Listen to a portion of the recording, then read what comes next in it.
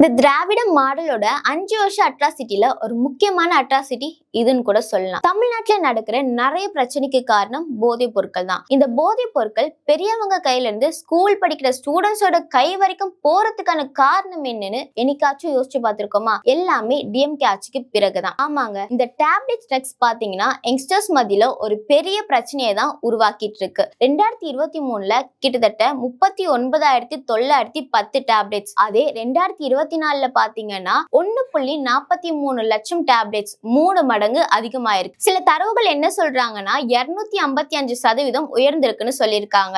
2021 DMK ஆட்சி தொடங்கினதுக்கு அப்புறமா மெத்தட்பெட்டமைன், synthetic drugs students மத்தியில, அதுவும் தமிழ்நாட்டுல அதிகமாவே புழங்க ஆரம்பிச்சது. டிஎம்கே ட்ரக்ஸ் மாஃபியாவுக்கு ஆதரவா இருந்திருக்குன்னு கூட சொல்லலாம். என்டிபிஎஸ் தரவுகள் படி 2021க்கு முன்னாடி பாத்தீங்கன்னா 6,800 வழக்குகள், இதே டிஎம்கே ஆட்சிக்கு பிறகு பாத்தீங்கன்னா 11,000 வழக்குகள் மேலேயே பதிவாயிருக்கு. கிட்டத்தட்ட 62% அதிகமா இருக்குன்னு கூட சொல்லலாம். இந்த மாதிரி ஒவ்வொரு விஷயத்திலுமே இந்த டிஎம்கே ஆட்சி நம்மள சின்ன பின்னமா அழிச்சிருக்காங்க.